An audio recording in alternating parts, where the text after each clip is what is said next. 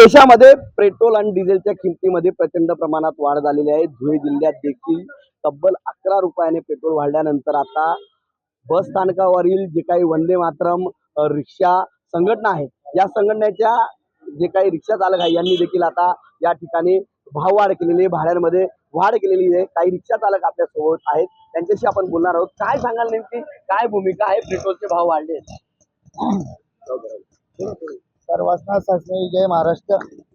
वंदे मातरम चालक मालक संघटना रिक्षा चालक धुळे बस स्थानक या ठिकाणी अशी परिस्थिती निर्माण झालेली आहे की आम्ही हे बघा, आज जे सीट असतं ते पॅसेंजर असतं त्या देवाच्या जागेवर आहे, अतिथी देवो भव। आम्ही त्यांना घरापर्यंत सोडण्याचं काम करतो आणि बांधवांनो आज अक्षरशः ते गॅस सिलेंडर झालेलं आहे। एक काळ्या बाजारात 2000-2500 मिळते, ते 900 रुपयाचं होतं ते 2500-3000 रुपये मिळतंय। पेट्रोल 111 रुपये झालेले आहे, काय करणार आहे?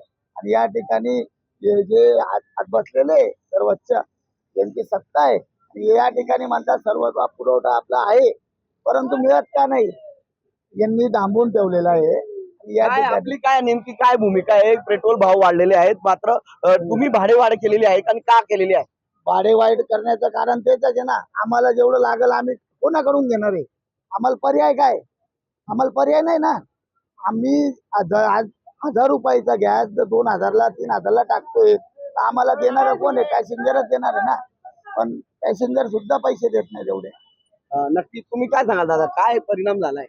परिणाम असा झालाय दादा, लोक इथे येऊन पैसे देत नाही आणि वरून डिझेल पेट्रोलचे भाव वाढून गेले, त्याच्यामुळे रोजचे कटकटी होत आमच्या त्याच्यावर। रोज वाद घालावला पेट्रोल डिझेल मुळे आमचं भाडं वाढ झालं नसतं। आजच्या तारखेला नाही का 10 रुपये सांगितले ना, मग एवढे घेतात का तेवढे घेतात का, हाच एक मुद्दा आहे आमचा। बाकी दुसरं काही, पेट्रोल डिझेलचे भाव कमी करायला पाहिजे, बस एवढंच, बाकी दुसरं काही नाही। नक्कीच या ठिकाणी आपण जर बघितलं तर पेट्रोल आणि डिझेल त्याचबरोबर जो काही गॅस वाढला आहे, यामुळे रिक्षा चालकांच्या या ठिकाणी मोठे हाल होताना दिसत आहेत। कारण जे काही प्रवासी आहे हे देखील पैसे द्यायला तयार नाहीत, त्यामुळे त्यांना उपासमारीची वेळ येते आहे। त्यामुळे पेट्रोल डिझेलच्या किमती या कमी कराव्या अशी मागणी आता रिक्षा चालकांनी केली आहे। मनीष मासवडे, TV9 मराठी, धुळे।